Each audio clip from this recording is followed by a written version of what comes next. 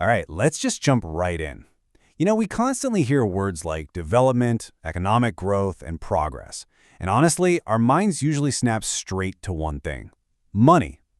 We look at a country's bank accounts, its GDP, the massive scale of its industries, and we just kind of assume that a higher income automatically guarantees a better life and a more developed society. But does more money actually equal more development? Is a wealthy society inherently a successful one? Think about the extreme visual tension we see in major cities around the world. You have these towering, ultra-modern high-rises existing literally right next door to severe poverty and crowded settlements. Now, if the city in question has a sky-high total income, can we genuinely call it developed when a massive chunk of its residents are living right in the shadow of that wealth? That exact contradiction is the core puzzle we're going to unravel today. Welcome to The Explainer. Today, we're diving deep into this chapter on development to figure out the true metrics of economic and human progress. We're going to look way beyond the raw numbers and those bottom-line cash values to understand what actually makes a society thrive. I am super excited to walk you through these concepts because honestly, they'll completely change how you look at the world around you. So, here's our quick roadmap for today. We'll start with different people, different goals. Then, the illusion of averages. Next, income versus quality of life, followed by the power of public facilities, and we'll wrap up with rethinking national development. Let's kick things off with Section 1, different people, different goals. To really get this, we have to start at the micro level, with individuals, because the very definition of progress changes entirely depending on whose shoes you're standing in. Imagine someone driving by in a luxury car. To them, development probably looks like wider roads, cheaper fuel, or faster highways. But right on the sidewalk, there might be a family without a home. For them, development isn't about an 8-lane highway at all. It's a permanent roof over their heads, steady meals, and basic security. One person's leap forward can completely bypass someone else. And it gets even more complicated when we look at specific jobs. Take a prosperous farmer, for example. Their goal for development is obvious: maximize family income. That means they want higher market prices for their crops and, crucially, access to cheap, hardworking labor. But wait a second. What about the landless laborer working on that exact same farm? Their goal is to get more days of work and much higher wages. So, people's developmental goals aren't just different, they can actually be in direct conflict. The farmer's success relies on cheap labor, while the laborer's success relies on expensive labor. This conflict isn't just some textbook theory either. It plays out in the real world on a massive scale.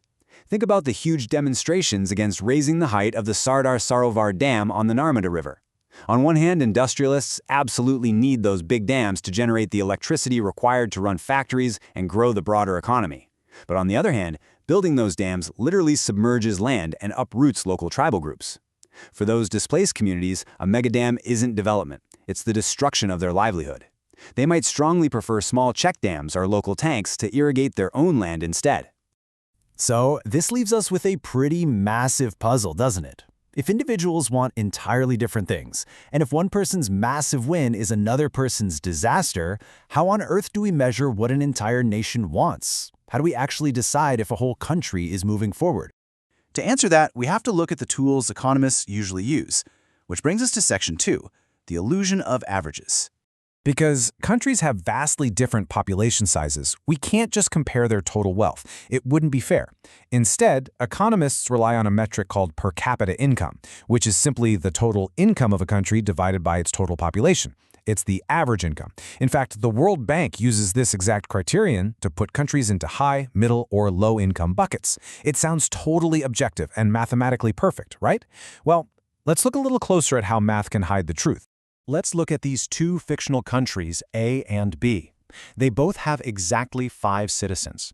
Now, if we calculate the average, both country A and country B have the exact same average monthly income of 10,000 rupees.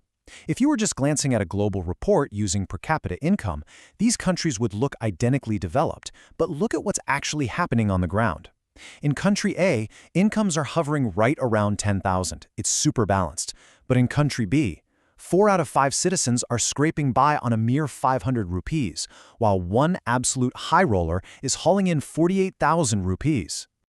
So, let me ask you, which country would you rather live in? Unless you have a guaranteed ticket to be that one ultra-rich citizen in country B, you're picking country A every single time. And that's because it has a more equitable distribution. People aren't fabulously wealthy, but they aren't desperately poor either.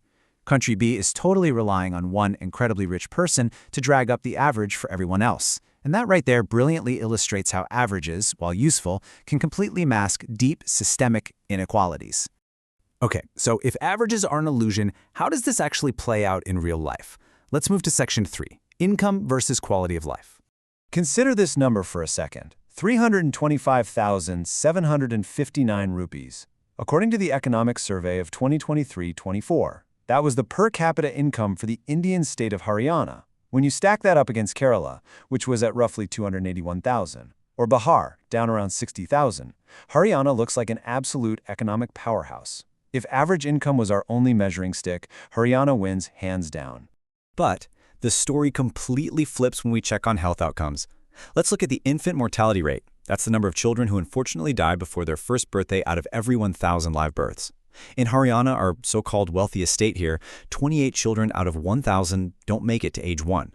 Now contrast that with Kerala. Even with a lower average income, Kerala's infant mortality rate is just 6. That is a jaw-dropping difference.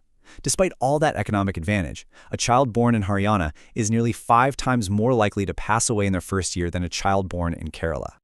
And this trend doesn't stop at healthcare. It bleeds right into education. Check out the literacy rates and the net attendance ratios for teenagers. Kerala is dominating with 94% literacy and a 94% attendance ratio. Haryana, despite all that cash, is lagging quite a bit behind at 82% literacy and a 73% attendance ratio.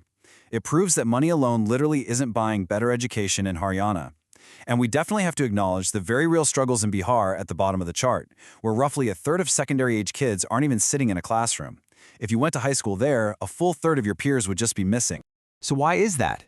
Why does the state with more money lag behind in these life-or-death metrics? This brings us to Section 4, the power of public facilities. Here is the absolute truth of the matter. Money in your pocket cannot buy everything you need to live well. There are critical things that individual wealth just can't easily fix. You can't just go out and buy a pollution-free environment just for yourself, right? Not unless you're buying a private biodome. Your personal bank account can't guarantee that the medicines at your local pharmacy are safe and unadulterated. And crucially, your personal wealth cannot protect you from an infectious disease outbreak unless your entire community takes preventive steps together. It all boils down to this quote from the chapter. Money in your pocket cannot buy all the goods and services that you may need to live well. In fact, for many of the most important things in life, the best, cheapest, and most efficient way to get them is collectively. Think about it. Is it cheaper for every single house on a street to hire their own private security guard, or for the neighborhood to just pitch in for one community security team? It's the same exact logic with schools, hospitals, and clean water. States like Kerala thrive not just because of individual bank accounts, but because they focus heavily on public facilities, making sure society as a whole is healthy and educated. Which finally brings us to Section 5, Rethinking National Development. Let's pull all these threads together.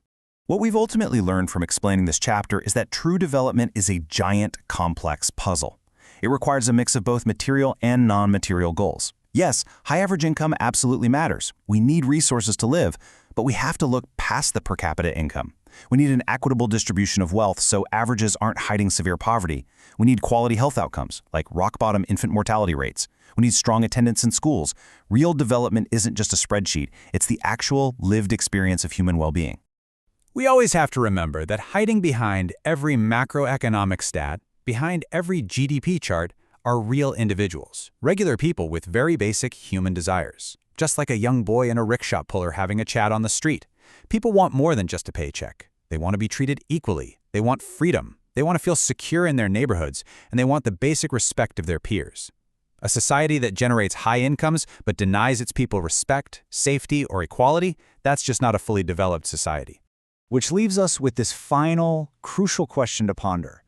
Based on everything we've unpacked today, from those conflicting individual goals, to the dangerous trap of averages, to the sheer power of collective health and education, what should the developmental goals be for your own country?